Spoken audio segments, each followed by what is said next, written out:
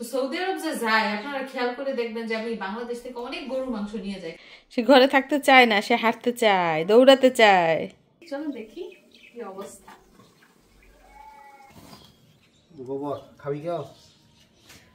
আসসালামু আলাইকুম, কেমন আছেন সবাই?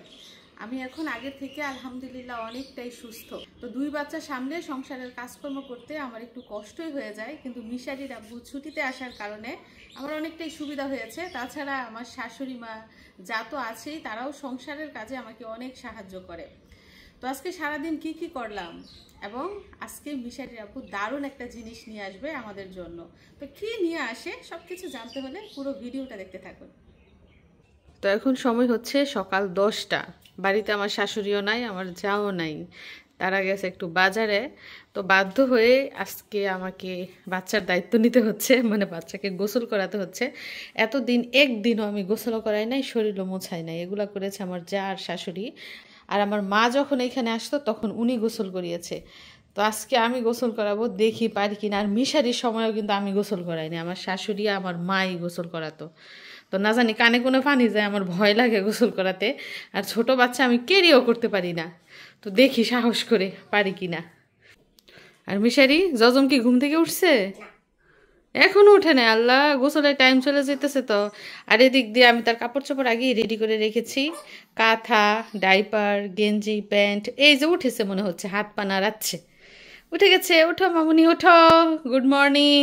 যদিও তার গুড মর্নিং হয়ে গেছে সেই ভোর 4টার আগে, কারণ সবাই জানেন বাচ্চারা কিন্তু ঘুম থেকে ওঠে সেই ভোরে, আবার 2 ঘন্টা জেগে থাকে, তারপর আবার সকালের দিকে ঘুমায়। তো এই অবস্থা, এখন 10টা বাজে, উঠে গেছে। গোসল করিয়ে পোশাক আশাক পরিয়ে খাইয়ে তারপর আবার ঘুম পাড়াবো, তারপর গিয়ে আমি দুপুরে রান্না বান্না করবো। দুইজন একটা নিয়ে আসো, মিশারি আঙ্গাই আনতে পারবো না, অনেক ওজন। দেখি মিশারির শক্তি আছে কিনা। মিশারি বলতেছে এগুলো বলে খাসির মাংস।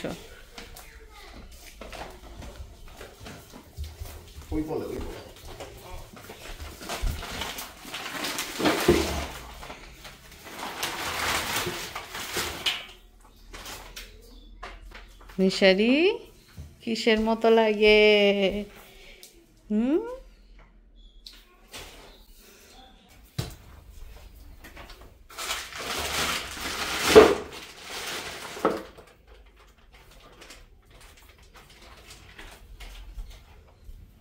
চিনা যাইতেছে কিসের মাংস? কিসের কিসের মাংস হয় বলো? গরুর মাংস, মুরগির মাংস, হাঁসের মাংস, মুরগির মাংস। কত মাংসই তো বলে ফেলা, তাহলে এটা কিসের মাংস? গরু। গরু, এই তো বুঝতে পারছি। তো প্রিয় দর্শক বন্ধুরা, এই যে দেখুন, এরই মধ্যে কিন্তু মাংস বলের মধ্যে ঢেলে ফেলা হয়েছে। এবং এখানে কত কেজি মাংস এনেছো? 30 কেজি। 30 কেজি মাংস আনা হয়েছে, ষাঁড়ের মাংস, ষাঁড় গরুর মাংস আনা হয়েছে। তো আরেকটা বিষয় হচ্ছে, আমি কিন্তু খুঁতখুঁতে টাইপের। খাসির মাংস বলেন, হাঁসের মাংস বলেন, কিংবা গাভীর মাংস অথবা দামুরের মাংস, এগুলো কিন্তু আমি খাই না। আমি খেলে একদম ষাঁড়ের মাংস খাই, এবং দেশি মাংস যেটা। তো সৌদি আরব যে যায় আপনারা খেয়াল করে দেখবেন যে আমি বাংলাদেশ থেকে অনেক গরুর মাংস নিয়ে যাই, কারণ ওই দেশের মাংসটাও আমি খাই না, মানে এতটা খুঁতখুঁতে টাইপের আমি। তো বেশি করে গরুর মাংস এনেছে। উনি যেহেতু বিদেশ চলে যাবে, যাতে করে পরবর্তীতে আর মাংসের ঝামেলা করতে না হয় আমাকে, এর জন্য বেশি করে মাংস কিনে দিয়ে যাচ্ছেন। তো বাড়ির কাছে গরু জবাই হয়েছে, একদম জানা শোনা। তো ওনারা যারা যারা চাচাতো ভাইরা আছে সবাই মিলে এক গরু নিয়ে আসা করছে। কত কেজি মাংস হয়েছে গরুর মধ্যে? 200 কেজি। 200 কেজি গরুর মাংস হয়েছে, মানে তারা চাচাতো ভাইরা মিলে ওই 200 কেজি নিয়ে নিছে। তো মাংস আজকে রান্না করে দিব, তরতাজা মাংস খাবে মজা করে। এছাড়া বিরিয়ানি, কুরমা, কত আইটেম কিন্তু রান্না করা যায় মাংস দিয়ে। তো আজকে কতটুকু রাখবো, আর বাকিগুলো প্যাকিং করে সরাসরি ফ্রিজে রেখে দিব। আর কুরবানির ঈদের তো এখন অনেক দেরি না। আর গরুর মাংসটা কিন্তু সারা বছরই চলে, অনেকের অনেক পছন্দের খাবার হচ্ছে এই গরুর মাংসের আইটেম।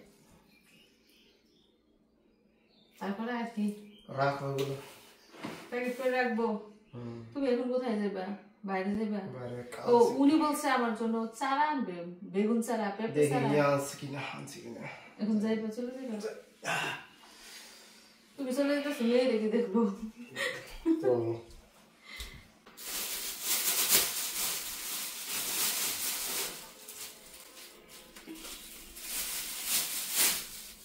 এখানে চর্বি, মাংস এবং হাড় সব আইটেম একসাথে মিক্সড করে আনা হয়েছে।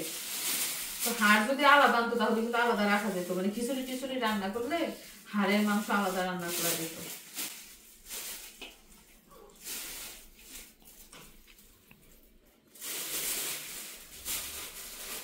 আর যেহেতু আমাদের সারা বছরই প্রায় মেহমান থাকে, গরুর মাংস, মুরগির মাংস এগুলো বেশি করে আনলেও কিন্তু বেশি দিন যায় না।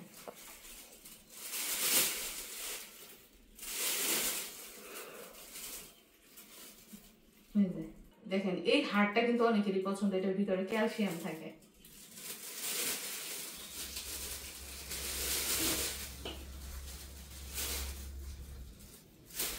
চর্বি মাংসের মধ্যে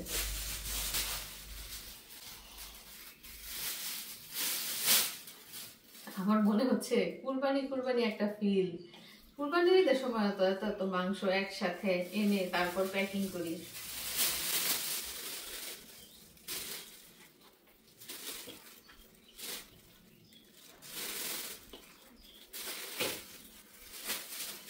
যাই হোক প্রিয় দর্শক বন্ধুরা, আজকে আমার খুবই ভালো লাগছে, কারণ সকাল সকাল এত গরুর মাংস দেখে মনটা একদম ফ্রেশ হয়ে গেছে এবং আজকে সারাদিনটা আমার ভালোই যাবে। তো এখন প্যাকিং করব, তারপর রান্না শুরু করব। আর কোথাও যাবেন না, পুরো ভিডিওটা কিন্তু দেখে যাবেন। তো মেয়ের দাদি এসে দেখে আমি মেয়েকে গোসল টোসল করিয়ে জামা কাপড় পরিয়ে একদম রেডি করে ফেলেছি। তো আমার কাছ থেকে নিয়ে মেয়ের দাদি আবার ঘুম পাড়িয়েছে, ঘুম পাড়িয়ে এখানে শুয়ে রেখে গেছে মশারি টশারি দিয়ে। এবং এখন রান্না করব। মিশারির আব্বু একটু বাইরে গেছে, উনি আসলে তারপর রান্না বসাবো, কারণ একটা বিশেষ জিনিস আনতে বাজারে পাঠিয়েছি। তো মিশারি কি করে? মিশারির স্কুল বন্ধ আজকে। এই ছেলে বুঝে জজম ঘুমাইছে, যাও ওর কাছে গিয়ে বসো। বাচ্চাদের একা করে রাখতে হয় না, ছোট বাচ্চাদের। তুমি বাচ্চা, তোমাকে একা রেখে দিছি, তুমি আসো আমার সাথে। এখন ধরে মেয়েকে দেখে না, গরু জবাই করতেছে যে ওইখানে বৈশা ছিল, উঠে গেছে নি। মিশাইয়ের আব্বু টেকনিক জানে, যদি একটু নড়াচড়া করে পিঠের নিচ দিয়ে ধইরা একটু নাড়া দিলে আবার ঘুমায় যায়। আবার যাইব এখন চারা আনতে, এজন্য মেয়েকে একটু দেখা যাইতেছে।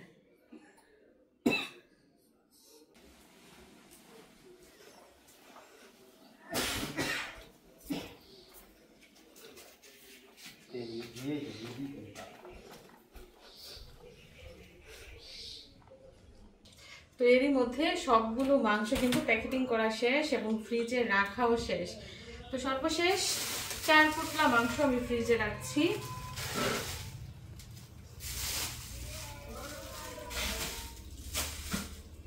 এবং দেখে যান কতগুলো পোটলা হয়েছে।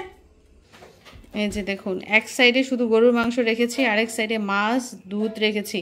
তো মাংস একটু শক্ত হলে কিন্তু এগুলো আবার উল্টিয়ে দিতে হবে, নয়তো একটার সাথে একটা লেগে যাবে, আবার তোলার সময় গিয়ে অসুবিধা হবে। তো মাংস গোছানো শেষ, এখন রান্নার কাজ শুরু করি। মিশারি কেন দৌড় দিল? কি হয়েছে? এদিকটা আবার কি ঘটনা ঘটলো?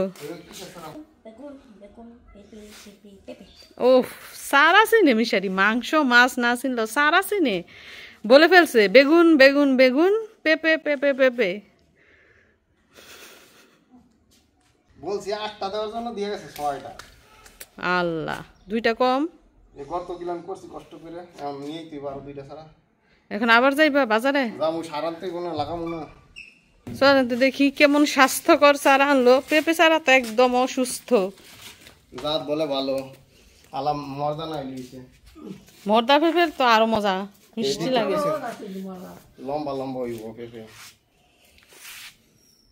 বেগুন 12 মাস বলে ধরবো। বেগুন চারাটি ভালোই। আর এই যে মরিচ চারাগুলা দেখেন কতটুকু বড় হচ্ছে। গোড়াগুলা শুকাই রয়েছে, মিশারির বাপাই দেয় না পানি দিতে, বলে গোড়া বলাইয়া যাইব। না না না, আজকে পানি দিও না, কালকে দিও। আজকে গোবর দিও। তো এই হচ্ছে অবস্থা। সারা আনছে 6টা, আরো আনতে যাইবো, সাথে সারও আনবো।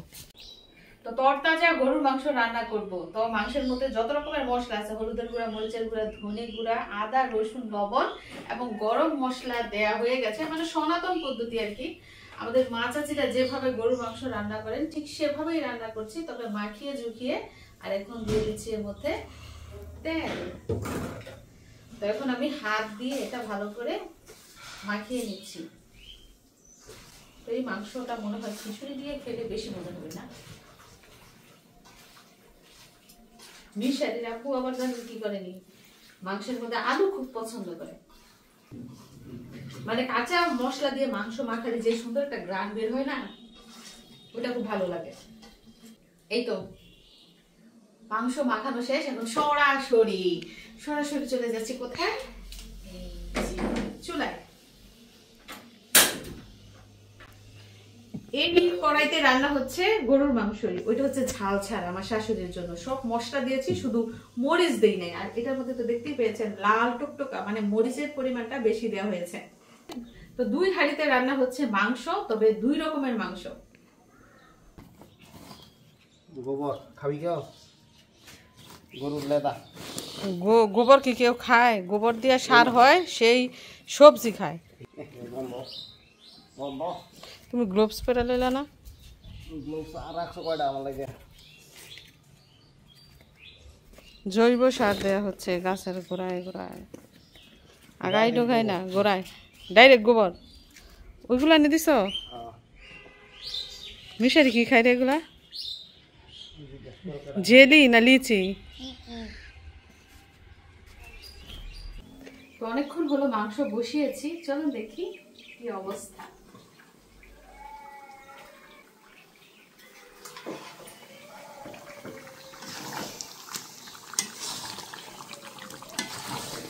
মাংস কষানো কিন্তু প্রায় হয়ে গেছে।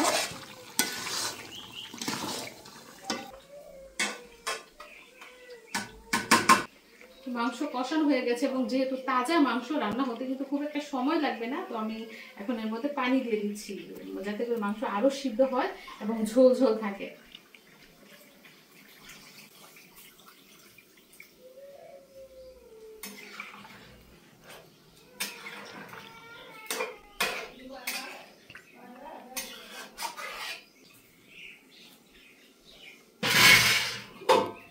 ঢাকা দিয়ে ঢেকে দিচ্ছি এবং চুলার আঁচ আর একটু বাড়িয়ে দিচ্ছি। আর এদিক দিয়ে দেখুন মাংস ছাড়াও কিন্তু আমি ডাল রান্না করছি, তবে অল্প করে রান্না করছি।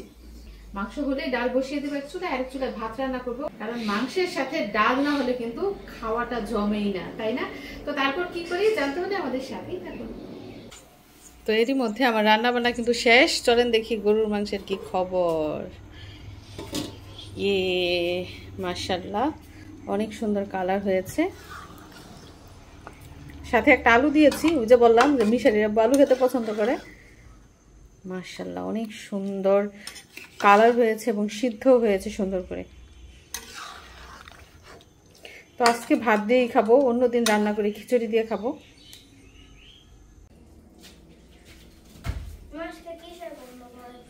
আজকেও খাবারের গন্ধ পেয়ে তুমি রুম থেকে রান্না করে চলে আসছো। দেখে যাও কি রান্না করেছি। খোলো এটা, দেখো গরম।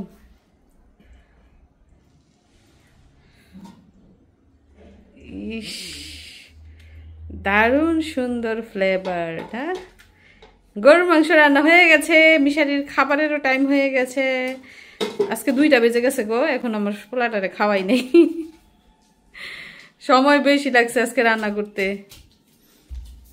মাংস আনছে, এগুলা গুছাইছি, কাটছি, ধুইছি, রাঁধছি, এজন্য সময় একটু বেশি লেগেছে। সালাতের মধ্যে গাজর নাই, আজকে গাজর দিই নেই বাবা, আজকে টমেটো আর শসা একসাথে কেটেছি। গাজর তো শুধু শুধু খাও, তুমি সালাতেও খাও। তুমি ঘরে যাও, আমি ভাত নিয়ে আসতেছি। মরিচের ছাড়াও ছিল সাদা সাদা মরিচ সহ 10টা মরিচ ছিল। গাছটা হয়েছে এতটুকু, মরিচ আছে 10টা, কিন্তু বয়স্ক গাছ। আইনা যদি লাগাইলে আবার বড় না হয়, মরা যায়, 1 বছর বলে টিকে যায়। আচ্ছা, তো মিশারি আপু দেখেন কোথায় কোথায় গাছপালা লাগাইছে, আজকে সারাদিন এগুলাই করছে। পেঁপে চারা আর বেগুন চারা লাগাইছে এদিক দিয়ে। আমি বলতেছি যে কিছু টমেটো চারা ওই দিক দিয়ে লাগাই দেওয়ার জন্য। ও, পেঁপে চারা এক একটা চারা বলে 50 টাকা করে নিচ্ছে, বুঝতে পারছেন? এই পেঁপে চারাগুলো জাত বলে ভালো। চারা লাগাইছে। ও, টমেটো চারা অলরেডি লাগাই নাইছো নাকি? এই যে আতাফল গাছ দেখেন একটা মারা গেছে, এটার গোড় দিয়ে লাগাই দিছে টমেটো চারা। এত কেঁচা কেঁচা কেন, আরো ফাঁকা ফাঁকা করে লাগাইতা। এই দিক দিয়ে লাগাইছি 2টা করে এক জায়গায়, প্রত্যেকটা 2টা করে। দেখেন এদিক দিয়ে কিন্তু পুরা খোলা, হইলেও মানে ফসল হইলেও কিন্তু চুরি হয়ে যাওয়ার সম্ভাবনা বেশি। খাইতে তো পারবা না, যাইবা এর আগেই। খালি বলে আইসা পড়তাছি না, আইসা পড়তাছি না। তো এখন হচ্ছে দুপুরের সময়, মিশারি খেতে বসেছে অলরেডি, সে মাংস দিয়ে খেয়ে ফেলেছে, এখন ডাল আর মাংস একসাথে খাবে। আর এদিক দিয়ে মিশারির আব্বু এই মাত্র খেতে বসেছে, এবং ওনার খাবার দেখুন হাড্ডি, উনি হাড় খেতে খুব পছন্দ করে। আর আমাদের জজম কান্না করতেছে আর বলতেছে সব খাবার ওর বাবার ভাইয়া খেয়ে ফেলতেছে, ও কখন খাবে। মিশারি মাংস রান্না কেমন হয়েছে? সুস্বাদু। কি সিদ্ধ হয়েছে নি মাংস?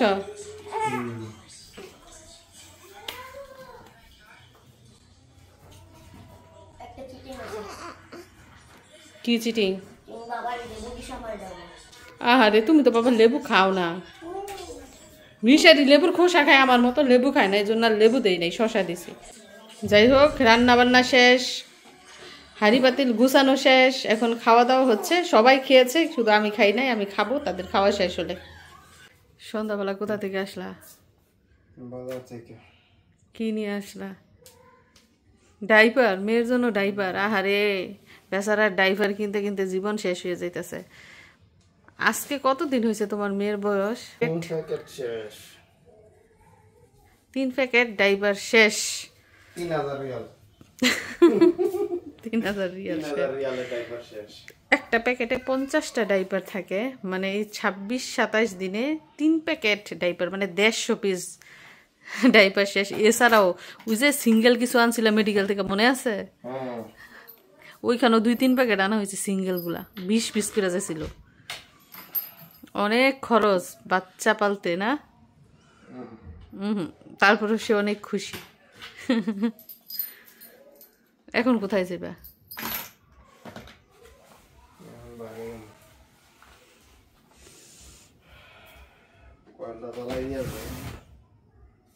কোয়েল জ্বালাই দিয়ে যাবো বাইরে, কোয়েল জ্বালাই। কাঁথা, কাঁথার উপরে হচ্ছে তাওয়াল, প্যাকেটের উপরে প্যাকেট। কি সমস্যা? পেট ভরা সবকিছু ঠিক আছে, সমস্যাটা কি? সমস্যা হচ্ছে সে ঘুরতে চায়, সে ঘরে থাকতে চায় না, সে হাঁটতে চায়, দৌড়াতে চায়।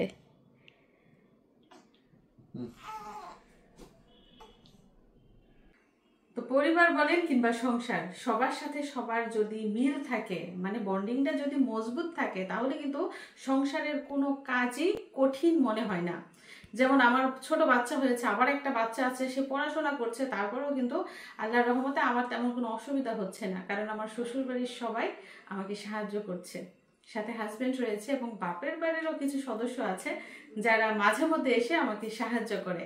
তো আজকে আমার সাংসারিক কাজকর্ম, রান্না বান্না, খাওয়া দাওয়া এবং সবকিছু মিলিয়ে আজকের ভিডিওটা কেমন লাগলো মতামত জানাবেন। সবাইকে ধন্যবাদ জানিয়ে এবং আরো সুন্দর সুন্দর ভিডিও দেখার আমন্ত্রণ জানিয়ে আজকের মতো বিদায় নিচ্ছি। সবাই ভালো থাকবেন। আল্লাহ হাফেজ।